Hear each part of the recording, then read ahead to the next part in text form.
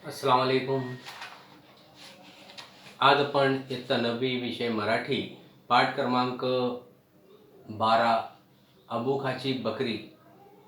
बच्चों, हमने इस पाठ के कुछ परिच्छेद भाग 1 में देखे हैं और अब भाग 2 में बचे हुए परिच्छेद देखने जा रहे हैं.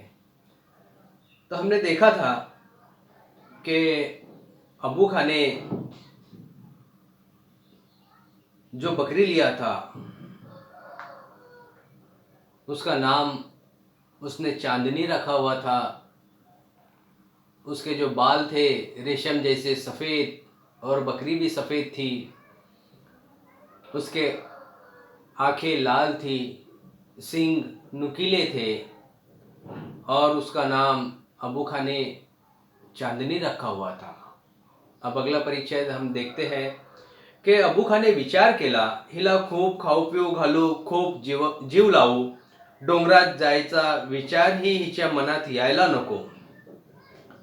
अबू खा ने सोचा कि इस बकरी को बहुत ही खिलाएंगे पिलाएंगे और बहुत ही जी जान से उसे पालेंगे ताकि उसे डोंगर में पहाड़ में जाने की याद ही ना आए या वो सोच ना सके कि मुझे जो है इस पहाड़ में चरने भी जाना है. त्यामुळे अबू खा तिला नेहमी सोबत ठेवू लागला. तिचा दोरही लांब लांब ठेवायला लागला.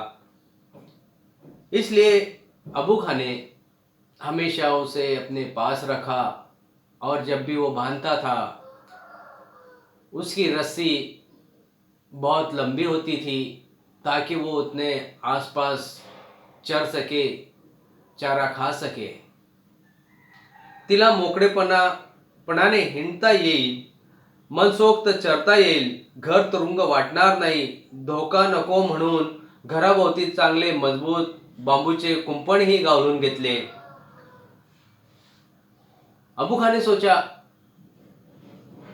कि इसे बहुत लंबी रस्सी से बांध दिया जाए ताकि वो चारों ओर घूम सके. उसे ऐसा महसूस ना हो कि वो जेल में है, तुरुंग में है और धोखा ना हो इसके साथ, चांदनी के साथ. इसलिए घर के आजू बाजू एक मजबूत बांबू का कुंपण बोले तो कंपाउंड, बांबू का कंपाउंड तैयार किया और उस कंपाउंड के अंदर उसे छोड़ दिया. चांदनी तिथे रमली. अबू खालाही आपले प्रयत्न सफल झाल्याचे समाधान मिळाले. त्याला वाटले चांदनी आता आपल्याला कधी सोडून जाणार नहीं. ती इथे रमली. अबू खा को ऐसा महसूस हुआ कि जो मैंने कोशिश किया, प्रयत्न किया, वो कामयाब हो गया. चांदनी अब मुझे छोड़कर कहीं नहीं जाएंगी. चांदनी इस कंपाउंड में बहुत अच्छे से चल रही है और जो भी मैंने कोशिश किया ये कामयाब हो गई और चांदनी यहाँ पर ही रहेंगी, ऐसा अबू खा ने सोचा. एकदा चांदनीने समोर बघितले. वा, पर्वताची शिखरे किती सुंदर. तिथे जाऊन उड्या मारण्यात, नाचण्यात काय गंमत असेल. छे छे, आपण काय या बंधनात पडलो. 4 भिंतीचा तुरुंग, दोराचे बंधन, केवढे हे दुर्दैव. चांदनी की नजर एकाएक उस पहाड़ के शिखर बोले तो चोटी, उस पहाड़ की चोटी के ऊपर चली गई और उसने देखा चांदनी ने कि कितनी खूबसूरत ये चोटी है, हरियाली है. वहाँ पर जाकर उड़िया मारने में, कूदिया मारने में, नाचने में कितना मज़ा आएगा. फिर उसने अपने आप से बोला, छे छे, मैं क्या इस बंधन में, इस मोह में पड़ रही हूँ. ऐसा बकरी ने सोचा और सोचने लगी कि ये जो 4 दीवारें हैं इनका बंधन जो है जेल जैसा नहीं महसूस हो रहा है. कितनी दुख की बात है. आपल्याला डोंगरच हवा, मुक्त हवा हवी, मनसोक्त हुंडायला हवे। चांदनी ने सोचा कि मुझे जो है ये पहाड़ ही चाहिए, खुली हवा और घूमना कितना अच्छा है, यही मुझे चाहिए। तो जीवाचा आनंद झाले, तिचे वागणेच बदलले।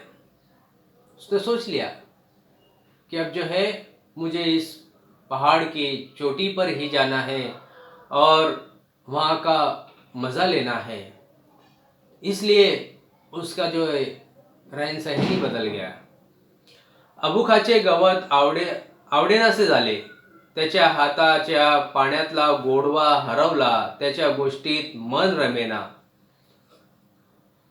अबुखा जो घास उसे लाकर डालता था वह उसे अच्छा नहीं लग रहा था। अबुखा जो पानी पीने के लिए दे रहा था उसकी मिठास चली गई थी और किसी चीज में अब चांदनी का दिल नहीं लग रहा था।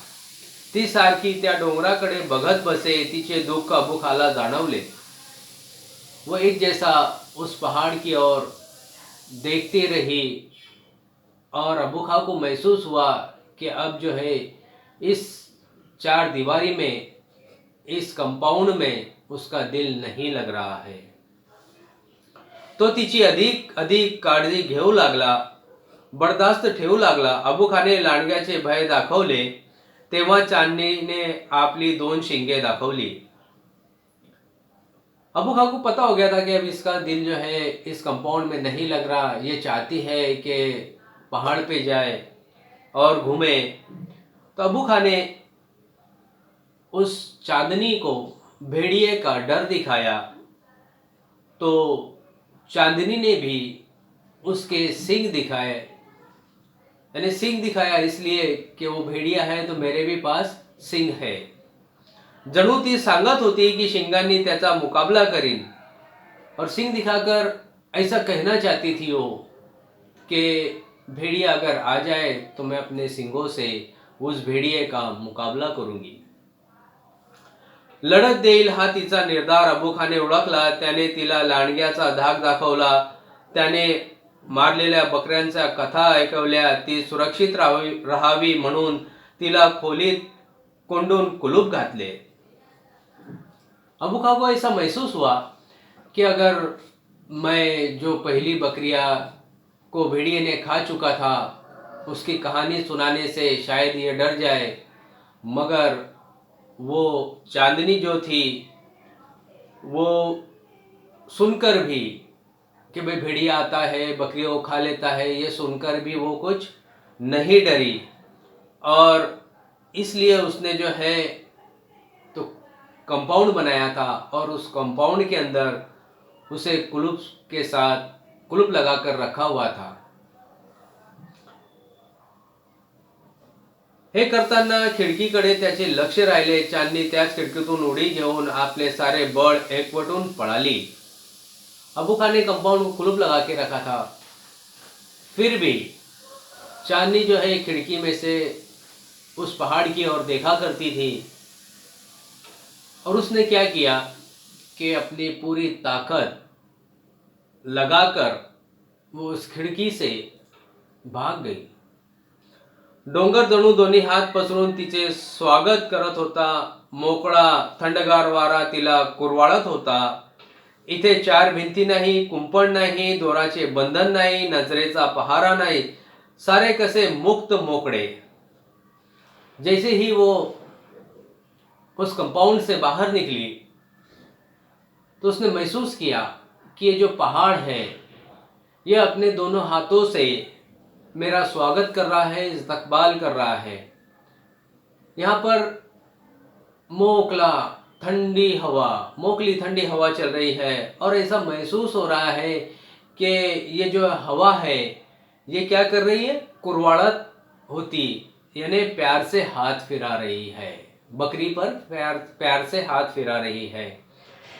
यहाँ पर चार भिंती का, चार दीवारों का और कंपाउंड का और बंधे हुए रस्सी का, किसी चीज का पहरा नहीं था। कैसा मोकला मोकला उसे महसूस हो रहा था।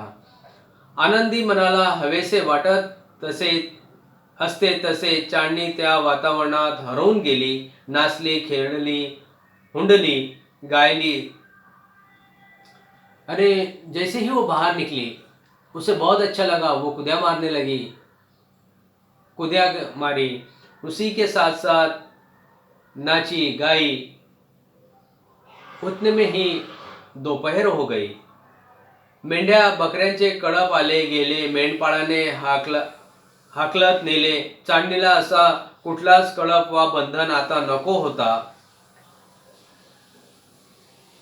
मेंढ्या पालने वाले ने, मेंढपाल बोले तो मेंढी पालने वाला, वो जो है उसे हकाला भी वहाँ से कि अब शाम हो गई, शाम का वक्त हो गया, यहाँ से चले जाओ। मगर फिर भी वो वहीं पर रही। उसे किसी का डर नहीं था, ना ही किसी का बंधन था।